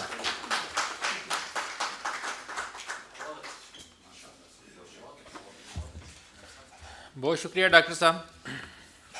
حاضرین محترم، شہر آشوب تلنگانگ میں جہاں تقسیم کے وقت کا نوحہ بھی ہے، وہیں یادوں کے اس دبستان سے جنم لیتے نئے معاشرتی اور ثقافتی رویوں کا عکس بھی۔ جہاں گاؤں دیہات کے کنوؤں اور تالاب کناروں پروان چڑھتی سادہ مگر پروقار تہذیبی روایات کا تذکرہ ہے، وہیں عماراتی حسن سے آراستہ شہری خدوخال بھی خوب نظر آتے ہیں، جس کی سب سے نمایاں مثال، اور جیسے بہت سے مقررین نے بتائی، جوراں والی ماڑی ہے۔ اب میں درخواست کروں گا محترم الماس جوندہ صاحب سے۔ الماس جوندہ صاحب منجے ہوئے وکیل ہونے کے ساتھ ساتھ سوشل ورک اور میڈیا کے شعبے میں بھی اپنی صلاحیتوں کا لوہا منوا چکے ہیں۔ جوندہ صاحب اس وقت FTO سیکریٹریٹ میں ایڈوائزر لیگل ہونے کے ساتھ ساتھ FTO TV اور دوسری میڈیا ایکٹیویٹیز کے روح رواں ہیں۔ الماس جوندہ صاحب۔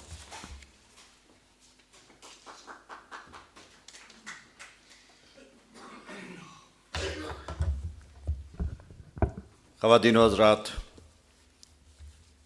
آج کے اس نفسا نفسی کے دور میں جہاں ہماری روایات مخدوش ہوتی جا رہی ہیں، ہمارے اندر کے کردار جو ہمارے لیے ایک باعث تقلید تھے، ان کا ذکر کم ہوتا جا رہا ہے۔ میں تحریروں میں دیکھتا ہوں، ٹی وی کے پروگرامز میں دیکھتا ہوں، مختلف جگہوں پہ جا کے، تو شاید معاشرے کی یہ ایک روش سوشل میڈیا ڈریون ہے، ہماری معاشیات کی وجہ سے ہے، ہمارے ارد گرد کے ماحول کی وجہ سے ہے کہ ہم دور حاضر کی باتیں کرتے ہیں، آج کے ٹائم کی باتیں کرتے ہیں، لیکن وہ وقت، وہ بزرگ، وہ جگہیں جن میں ہم نے اپنا وقت گزارا ہے، جہاں ہم اپنے آپ کو ریلیٹ کرتے ہیں اور دیکھتے ہیں کہ ہمیں ایک پیار ملتا ہے، ایک خلوص ملتا ہے، ایک محبت ملتی ہے، وہ ان کا ذکر کرنے والے کم ہوتے جا رہے ہیں اور اس کا ذکر نہیں ہو رہا۔ تنویر ملک صاحب کی یہ تحریر شہر آشوب تلہ گنگ، یقین کریں جب میں نے پڑھی تو مجھے یہ لگا کہ یہ تحریر میرے گاؤں کی ہے۔ ان کا ہر کردار شاید میرے اپنے گاؤں کا کردار ہے، اور میں نے وہ وقت، وہ ٹائم ان کرداروں کے اندر رہا ہوں، میں نے اسے فیل کیا ہے۔ یہ ہمیں اپنی آنے والی جنریشنز تک پہنچانا ہے، اور یہ سب سے بڑی کاوش ہے کہ کل کو جب میرے بچے یا میرے آنے والی جنریشن اپنے آپ کو ریلیٹ کر سکیں گے کہ وہ کون ہیں، تو آپ کو اپنا ماضی جاننا بڑا ضروری ہے، کہ جب تک آپ اپنا ماضی نہیں جانیں گے، اس کانٹیکسٹ میں چیزوں کو نہیں دیکھیں گے، تو شاید آپ کو چیزوں کی سمجھ نہ آئے۔ اور ہر کہانی جو اس کے اندر آپ جب پڑھیں گے تو آپ کو ایک ریلیونس نظر آئے گی، ایک کانٹیکسٹ نظر آئے گا۔ اس سے آپ کہانی کے طور پہ پڑھیں، یا اگر آپ اس میں کوئی فلسافیکل چیز ڈھونڈنا چاہیں، آپ کو اس میں فلسفہ نظر آئے گا، آپ کو اس کے اندر وہ تمام امپورٹنٹ چیزیں جو ہماری سوسائٹی کے اندر جس نے ایک معاشرے کی کوہیسونیس ڈیولپ کی، وہ سب نظر آئیں گی۔ تنویر صاحب سے ہماری یہاں بہت قربت ہے، اور ہم دیکھتے ہیں کہ ہماری جب بھی ان کے ساتھ کوئی محفل ہوتی ہے، بیٹھتے ہیں، وہ آفیشیل ہے، ان آفیشیل ہے، تو ہمیں ان سے محاورے سننے کو ملتے ہیں، برجستہ فکرے، لطیفے، اور یہ اس وقت پاسبل ہوتا ہے جب آپ کی اپنی آبزرویشن بہت سٹرونگ ہو، آپ کا مشاہدہ بہت زبردست ہو۔ اور میں ہمیشہ یہ سمجھتا تھا کہ تنویر صاحب کا مشاہدہ بہت زبردست ہے، ہر موقع سے ریلیٹڈ ان کے پاس کوئی نہ کوئی بات ہے بتانے والی۔ لیکن مجھے بڑی خوشی ہوئی جب مجھے یہ پتہ چلا کہ یہ کتاب انہوں نے لکھی، اور اس کتاب کو جب میں نے پڑھا تو پھر مجھے اندازہ ہوا کہ یہ وہ تمام چیزیں جو ہم ہر روز سنتے ہیں، جس کا مشاہدہ میرا ایک اپنا آبزرویشن تھی کہ تنویر صاحب کا مشاہدہ انہوں نے اپنے بچپن سے لے کے 70 سال، جو خاور صاحب نے بات کی، 70 سال کا جو ٹائم ہے، جو بزرگوں سے سنا، سینہ بسینہ سنا، جس میں خود رہے، ان تمام چیزوں کو یہاں قلم بند کیا۔ لیکن پھر میں یہ کہنا چاہتا ہوں، میں کتاب کے اندر لکھی چیزیں تو رپیٹ نہیں کروں گا، لیکن آپ جو کوئی ایک صفحہ رینڈملی کھولیں اور پڑھیں، آپ سب کو یہ لگے گا کہ آپ کی اپنی کہانی ہے، آپ کے بزرگوں کی کہانی ہے۔ خاور صاحب نے 2 کام بڑے اچھے کیے۔ ایک تو انہوں نے اس کتاب کے 255 صفحے ہیں، اس میں سے 8 صفحے نکال دیے، جو پیش لفظ ہے، اب یہ اس کے صفحے کم ہو گئے۔ اور دوسری بات جو آپ نے میرے لیے آسان کر دی، میں یہ چاہتا تھا کہ یہ جو تصویریں جو پہلے صفحے پہ ہیں، اس کو ڈسکرائب کیا جائے۔ مجھے کتاب کے اندر 1-2 کردار جو ہیں ان کی تفصیل ملی، لیکن باقی کی نہیں ملی۔ بالکل آخری لمحے پہ میں تنویر صاحب کے پاس چلا گیا، میں نے کہا کہ میری یہ الجھن جو ہے اس کو حل کریں، اور میں یہ چاہتا ہوں کہ یہ تشنگی آپ کی بھی نہ رہے۔ یہ جو کردار یہاں پہ 6 آپ کو فرنٹ پیج پہ آپ کو نظر آ رہے ہیں، میں تھوڑا تھوڑا ان کو ڈسکرائب کرنا چاہتا ہوں، تاکہ یہ پتہ چلے کہ تنویر صاحب کی اپنی ذات پہ کن شخصیات کا انفلوئنس تھا، کن شخصیات نے جو تنویر صاحب آج ہیں ان کو بنانے میں ایک اہم کردار ادا کیا۔ سب سے پہلے آپ کو اوپر جو تصویر نظر آ رہی ہے وہ تنویر صاحب کی والدہ محترمہ ہیں، اور اس کتاب کا انتساب تنویر صاحب نے اپنی والدہ محترمہ اور اپنی بیٹی کے نام کیا ہے، اور انتساب کچھ یوں ہیں: عزیزین والدہ محترمہ آپا عزیز اور بیٹی دور عزیز کے نام، جن سے میری زندگی عبارت ہے۔ تنویر صاحب کو اپنی والدہ سے اتنا پیار ہے کہ بیٹی کے نام میں بھی عزیز ہے، جو کہ ان کی والدہ کا نام تھا۔ اور پھر جس طرح علامہ اقبال نے کہا کہ یہ فیضان نظر تھا کہ یا مکتب کی کرامت تھی، فیضان نظر تھا یا مکتب کی کرامت تھی، سکھائے کس نے اسماعیل کو آداب فرزندی۔ تنویر صاحب ایموشنل تھے مجھے یہ بتاتے ہوئے کہ اگر میری والدہ پڑھی لکھی نہ ہوتی تو شاید آج میں اپنے گاؤں میں کوئی اور کام کر رہا ہوتا، اس جگہ پہ نہ ہوتا، نہ میں یہ کتاب لکھتا، نہ میں سول سروس میں جاتا، اور سب کچھ جو زندگی میں اکمپلش کیا ہے یہ سارے کا سارا کریڈٹ میری والدہ کا ہے، اور انہوں نے جس مشقت سے، محنت سے، اور پھر وہ بذات خود بہت پڑھی لکھی تھی۔ یہ تنویر صاحب کی زندگی میں ایک بہت بڑا کنٹریبیوشن ہے، اور سب سے اوپر آپ ان کو دیکھتے ہیں۔ رائٹ سائڈ پہ آپ دیکھتے ہیں کہ ایک بزرگ ہیں جنہوں نے سر پہ پگڑی باندھی ہوئی ہے، بیل ہے، یہ ملک صاحب کے دادا ہیں، ملک احمد خان ان کا نام ہے، اور ملک احمد خان اسکول میں نہیں جا سکے، ان کی پڑھائی نہیں تھی، لیکن کیا زبردست زمیندار تھے، کیا زبردست اس دور میں انہوں نے کاشتکاری کی، اور اس کی ایک چھوٹی سی مثال میں دینا چاہتا ہوں، اور میں چاہوں گا کہ جس طرح خاور صاحب نے کہا کہ آنے والے جو ایڈیشن ہے اس میں ملک صاحب اس پہ بھی لکھیں کہ جو علاقہ تلہ گنگ کا ہے وہاں پہ زمین ہموار نہیں ہے، ایک کھیت ادھر ہے، دوسرا ادھر ہے، تیسرا ادھر ہے، اور وہاں کے زمیندار ہر کھیت کو ایک مختلف نام سے یاد رکھتے ہیں۔ جب اس میں گندم کاشت ہوتی تھی، جب اس کی گندم کی کٹائی ہوتی تھی، تو بڑے ملک صاحب ہر کھیت کی گندم ڈیفرنٹ بوریوں میں، مختلف بوریوں کے اندر محفوظ کرتے تھے تاکہ اس کا بیج اس کے مطابق آگے لے کے جایا جا سکے۔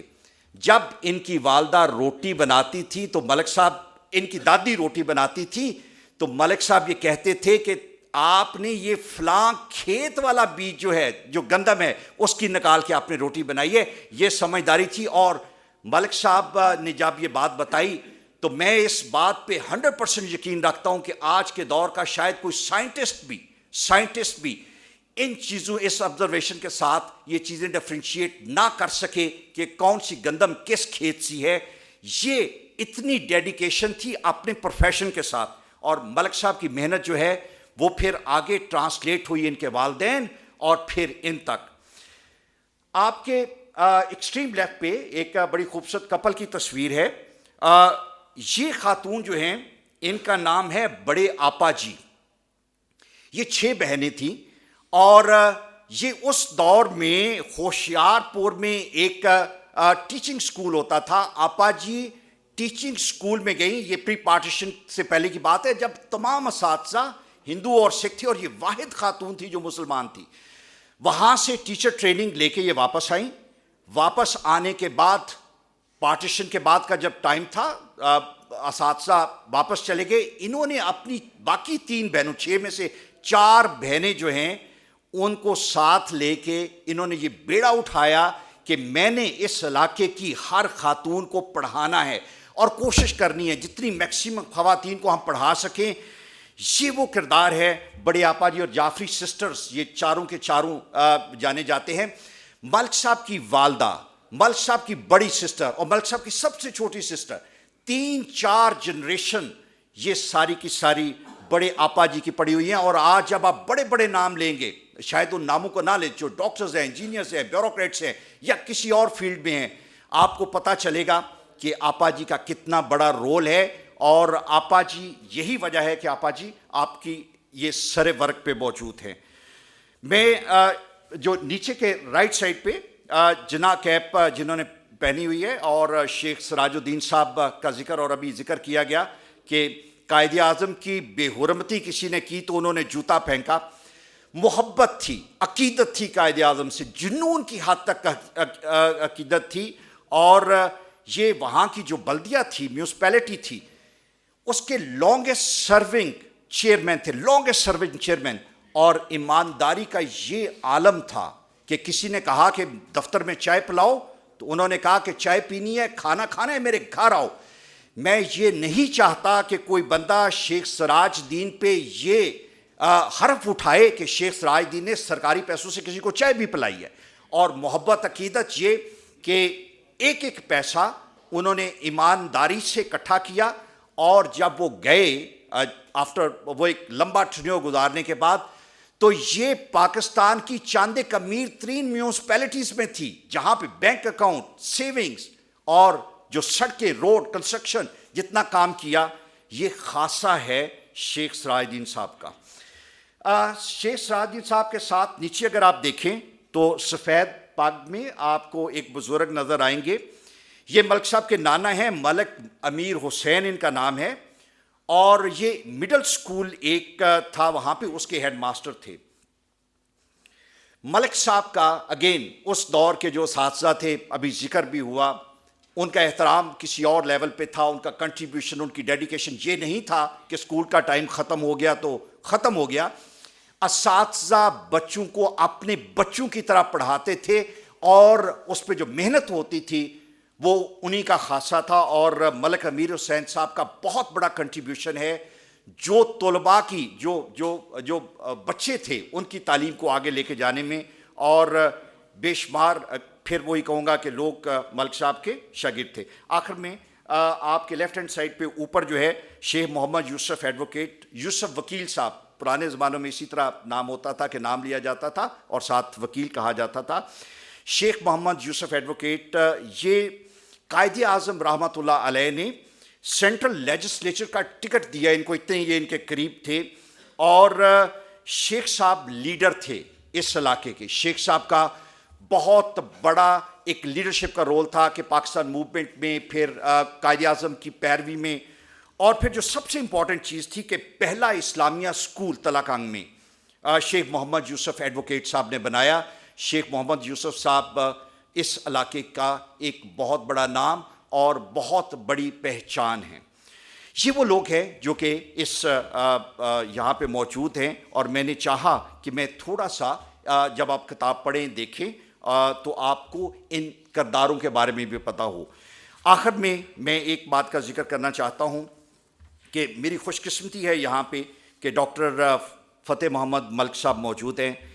میرے والد صاحب اللہ جن نصیب کرے ان کو علامہ اقبال کا پورا کلام وہ فارسی میں تھا یا اردو میں تھا, 100% ان کو حفظ تھا, ایک ایک شعر ان کو یاد تھا, اور جہاں کہیں بھی بات ہوتی تھی ان کو ریفرنس کے طور پہ بلایا جاتا تھا.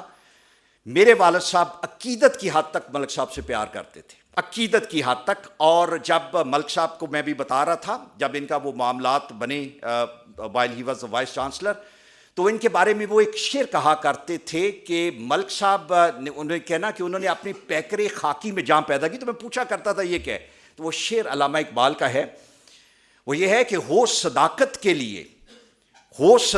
کے لیے جس دل میں مرنے کی تڑپ, پہلے اپنے پیکر خاکی میں جان پیدا کریں. اینڈ دیٹ از ملک فتح محمد ملک صاحب. خواتین حضرات آپ کا بہت شکریہ. ملک صاحب آپ کو میں بہت مبارکباد دیتا ہوں. What a great effort. Thank you.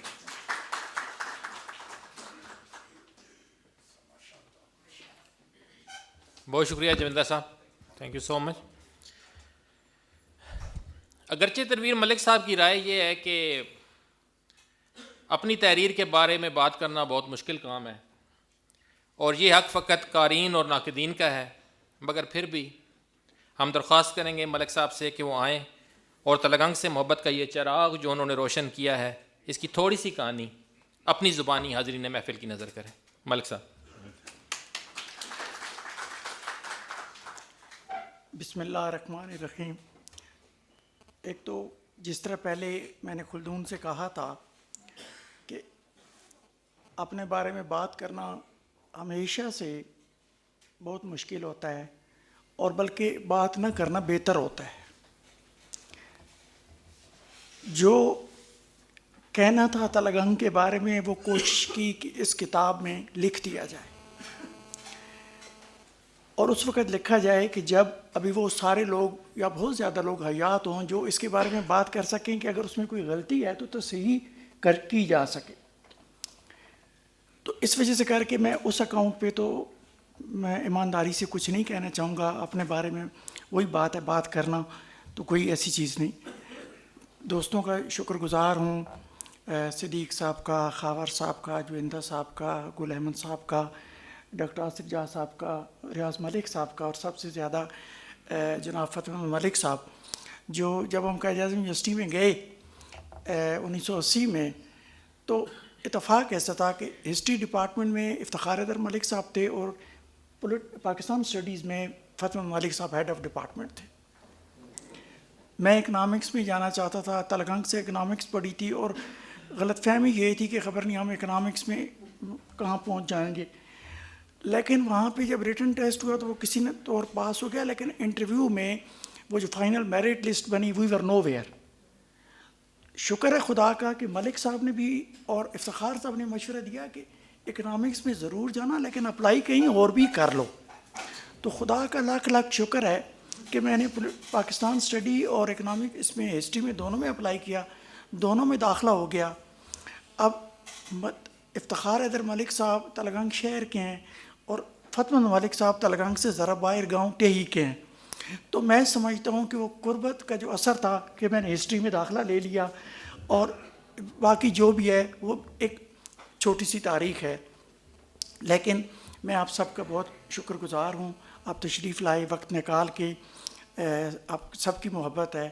مجھے خوشی ہوگی کہ اگر یہ کتاب پڑھ کے اس میں ونس اگین میری کوشش ہے کہ بنیادی طور پہ ایک قصباتی یا جو ایک دیہاتی کلچر تھا وہ ایک تھا. یہ اس قصباتی اور دیہاتی کلچر کی کہانی ہے. صرف اس کی جگہ تلگنگ کی جگہ کوئی شہر بھی لکھا جا سکتا ہے، ڈھوکمریاں کی جگہ کوئی گاؤں بھی لکھا جا سکتا ہے. جو جن بزرگوں کا میں نے نام لیا ہے، آپ آسانی سے وہاں پہ اپنے بزرگوں کا نام اسی طرح لکھ سکتے ہیں. تو بنیادی طور پہ یہ چیز اس کی ہے. تو میں آپ سب کا بہت شکر گزار ہوں. Thank you very much. بہت شکریہ سر. اب میں ملتمس ہوں honourable federal tax ombudsman doctor Asim Mahmood جا صاحب سے. ڈاکٹر عاصم محمود جا صاحب ایک ہمت جہیز شخصیت ہیں. ٹیکس اور کسٹم کے محکمے میں 30 سالہ سروس اور اس کے بعد وفاقی ٹیکس محتسب کے طور پر تعیناتی ڈاکٹر صاحب کی شخصیت کا فقط ایک پہلو ہے. ڈاکٹر صاحب کی سماجی اور رفاہی خدمات کا دائرہ بہت وسیع ہے. ڈاکٹر صاحب 25 سے زائد کتابوں کے مصنف ہونے کے ساتھ ساتھ کسٹم ہیلتھ کیئر سوسائٹی کے پیٹرن ان چیف ہیں. ڈاکٹر صاحب کی رفاہی خدمات فقط ارض پاکستان اور اہل پاکستان تک محدود نہیں، بلکہ دنیا بھر میں ویلفیئر ایکٹیویٹیز کے حوالے سے ڈاکٹر صاحب ایک نمایاں مقام رکھتے ہیں اور ان کو نہایت قدر کی نگاہ سے دیکھا جاتا ہے. حکومت پاکستان نے ڈاکٹر عاصم محمود جا کو ان کی خدمات کے اعتراف میں ستارہ امتیاز اور اعلان امتیاز سے بھی نوازا ہے. Honourable federal tax امبوڈسمین.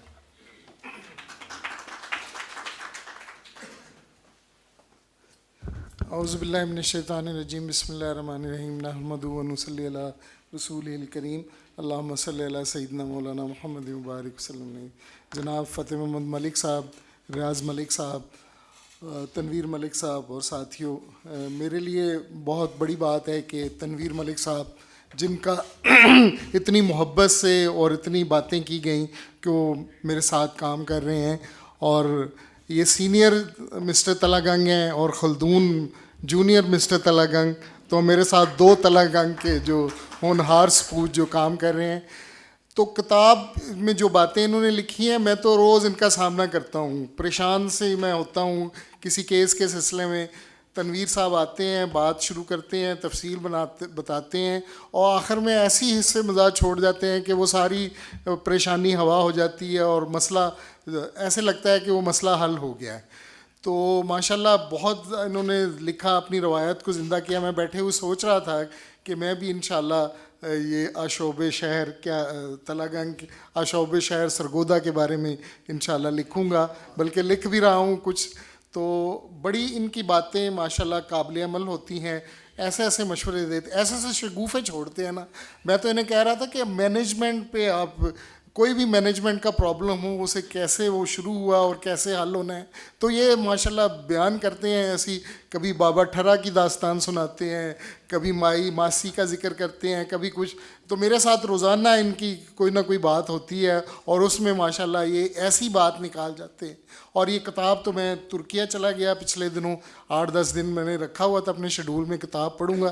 تھوڑا سا ہی پڑھ سکا، مگر صدیق صاحب نے میرا خیال ہے پوری کتاب پڑھا ڈالی کہ، اور پھر خاور صاحب نے جو اس کی خوبیاں بیان کی. تو تنویر صاحب آپ کو سلام.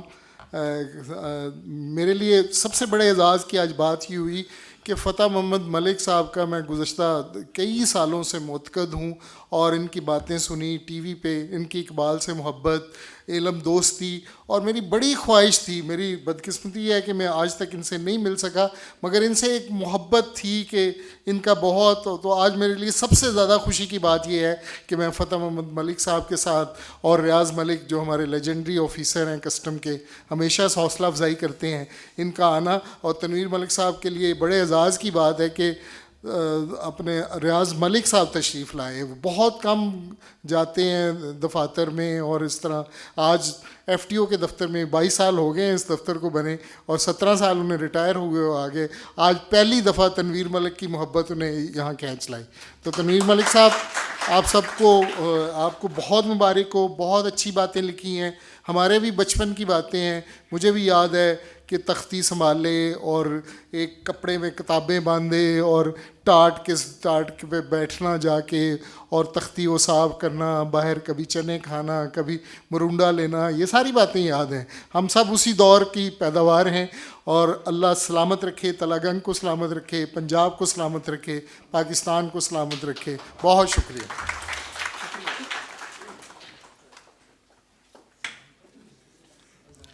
بہت شکریہ سر. صاحب صدر پروفیسر فتح محمد ملک صاحب سے کون واقف نہیں؟ آپ پاکستان کے مایہ ناز محقق، ادیب، معلم اور دانشور ہیں. فتح محمد ملک صاحب مقتدرہ قومی زبان کے چیئرمین اور انٹرنیشنل اسلامک یونیورسٹی کے ریکٹر رہ چکے ہیں. آپ کی گراں قدر علمی اور ادبی خدمات کے اعتراف میں حکومت پاکستان نے آپ کو ستارہ امتیاز سے نوازا. دنیا بھر کی بڑی درس گاہوں میں بشمول Columbia university, Saint Petersburg university میں ڈاکٹر صاحب معلم رہ چکے ہیں. یہ ہماری خوش نصیبی ہے کہ آج ڈاکٹر صاحب ہمارے درمیان موجود ہیں، اور میں درخواست گزار بھی ہوں فتح محمد ملک صاحب سے کہ وہ آج کی اس تقریب کو اپنی گراں قدر رائے سے سرفراز کریں. فتح محمد ملک صاحب.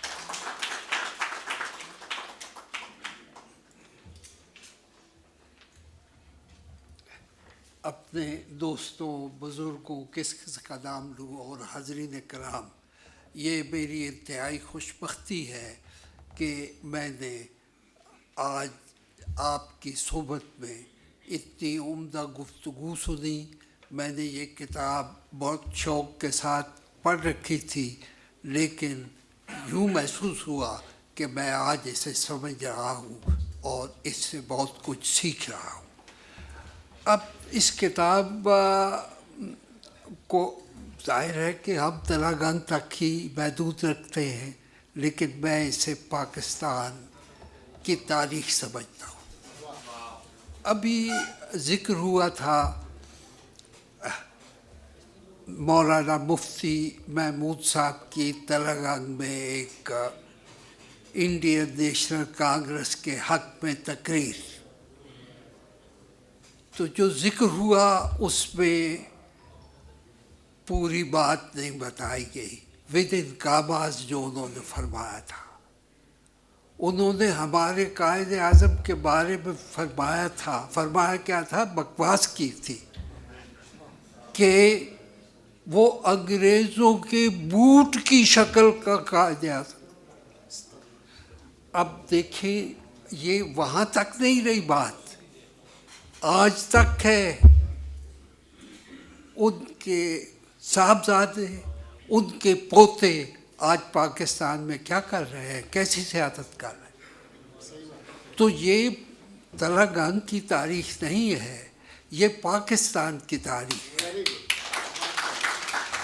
اب دوسری بات جو میں آپ سے کرنا چاہتا ہوں وہ یہ ہے کہ یہ ایک پاکستان اسلام کے نام پہ بنا. بھائی پاکستان کی اسلام پہ نام پہ مخالفت ہوئی ہے. مولانا ابوالکلام آزاد کہاں تھے؟ یونائٹڈ انڈیا چاہتے تھے، آل انڈیا کانگریس کے ساتھ تھے، چاہتے تھے انگریز کانگریس کے حوالے کر جائے. اچھا، ساتھ دارالعلوم دیوبند کے مولانا حسین احمد مدنی کہاں تھے؟ وہ پاکستان میں کے حق میں تھے یا یونائٹڈ انڈیا کے حق میں تھے؟ تو ہمیں یہ دیکھنا چاہیے کہ پاکستان کے قیام کی، تحریک پاکستان کی مخالفت ملاؤں نے اسلام کے نام پہ کی، جس اسلام کا وہ نام لیتے تھے اسے اقبال نے ملائیت کہا. اور ملائیت کیا ہے؟ ملائیت اسلام کی سب سے بڑی دشمن ہے. پاکستان کیسے بنا، کس نے بنایا؟ تصور اقبال نے دیا. اس تصور کو کیا نام دیا؟ سیپریٹ مسلم نیشنہڈ، جداگانہ مسلمان قومیت. تو اس قومیت کو پاکستان کے قیام کے بعد قائد اعظم کی وفات اور لیاقت علی خان کی شہادت کے بعد پھر ملاؤں کے حوالے کر دیا گیا. اب جو یہ کتاب ہے اس میں تلہ گنگ کے بارے میں باتیں ہیں، اور بھی شہر ایسے ہی تھے اور ان میں بڑے بڑے اچھے آدمی پیدا ہوئے. لیکن میں تلہ گنگ پہ فخر کرتا ہوں کہ تحریک پاکستان کے دوران پاکستان کے حق میں اٹھنے والی جو آواز تھی تلہ گنگ میں بھی تھی. اور اس آواز نے کسے للکارا تھا؟ جس کے بیٹے پوتے آج تک انڈین نیشنل کانگریس کی جو ہے ان کا مسلک اسے لے کے ملائیت کے فروغ کے لیے یہاں موجود ہے. تو میں تلہ گنگ کے ایک چھوٹے سے دیہات کا ایک حقیر سا آدمی اپنے علاقے پہ فخر کرتا ہوں کہ جس زمانے میں پیر آف مکھٹ محمد عیار ٹمن انگریز کی جیب میں تھے، اس زمانے میں شہر تلہ گنگ میں میرے گاؤں سے 2 میل کے فاصلے پہ آواز بلند کی جا رہی تھی پیروں کے خلاف، جاگیرداروں کے خلاف، کانگریس کے خلاف. اور یہ کس نے بات بتائی ہمیں؟ آپ نے بتائی. اور بہت بڑا کام ہے، بہت بڑا یہ کارنامہ. باقی رہی اس کتاب کی سب سے بڑی خوبی، تو اور بھی بہت خوبیاں ہیں. وہ یہ ہے کہ اس میں اس علاقے کی زبان میں بات کی گئی ہے. دلی لکھنؤ کی اردو نہیں ہے، وہ تلہ گنگ کی اردو ہے. اور تلہ گنگ کی اردو اصلی اردو ہے. مسلمان 2 طرح سے برِ صغیر میں آئے، 2 راستوں سے. ایک سمندر کا راستہ ہے، دکن پہنچے. ایک خشکی کا راستہ ہے، وہ یہی ہمارا علاقہ ہے، اس سے ملتان تک وہ گئے. سب سے پہلا اگر بڑا شاعر پیدا ہوا ولی دکنی. ولی دکنی ہی کا ہم اثر ہمارے علاقے میں پیدا ہوا اور اس کا دیوان چھپا اس زمانے میں، اب بھی موجود ہے. تو اصل اردو وہی ہے جس پہ یہ کتاب لکھی گئی، جو بولی جاتی ہے وہاں. تو جو مصنوعی اردو ہے وہ کون سی ہے جس میں میں نے ابھی کیا، باقی سب کر رہے ہیں؟ وہ اردو ہے کہ جو لکھنؤ والوں نے، دلی والوں نے ذرا فارسی کی آمیزش کے ساتھ غیر مقامی کی، اور اصل اردو جو ہے وہ پس پش ڈال دی. ادھر کا ذکر نہیں ہوتا، دکنی ادب کا ذکر ہوتا ہے کیونکہ وہ اس میں ایک سے زیادہ بڑے بڑے شاعر اور بہت اردو ترقی کرتی رہی. تو مرکز میں جو بیٹھے ہوئے لوگ تھے وہ اردو کو اردو کیوں نہیں کہتے جی، وہ کہتے ہیں دکنی اردو ہے. اس لیے کہ اس میں مقامی محاورے، مقامی ماحول وہ سب ہے. ہماری اردو میں بھی وہی ہے. تو اس کتاب کا ایک اور بڑا لسانی جو ایک طرح سے اعجاز ہے وہ یہ ہے کہ انہوں نے حقیقی اردو میں لکھی ہے. لغت نہیں دیکھنا چاہیے کہ لوگ جس طرح سے اردو بول رہے ہیں وہاں اسے چھوڑوں اور کتابی اردو لکھوں، نہیں. اور وہ اتنی دلچسپ ہے، اتنی رواں دواں اسلوب میں لکھی گئی ہے کہ مجھے اس اعتبار سے بھی وہ بہت پسند ہے۔ اب رہی یہ بات کہ بہن نے یہ جو دو پہلو اس کے بتائے ہیں، کیا صرف یہی پہلو ہے؟ نہیں، میں نے اب آپ کو تکرار سے نجات دلائی ہے اور چاہا ہے کہ بڑے لمبے عرصے سے آپ یہاں بیٹھے ہیں اور اتنی اچھی اچھی باتیں سن رہے ہیں، تو میرے پاس تو اتنی زیادہ اچھی باتیں نہیں، میں سننے سیکھنے کے لیے آیا تھا، تو میں آپ کو اب نجات بخشتا ہوں کہ کچھ اور کام کر۔ بہت بہت شکریہ۔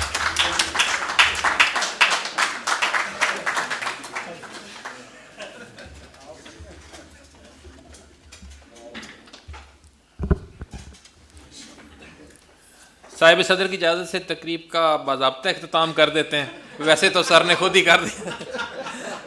آپ سب کی شرکت کا بہت شکریہ۔ سب سے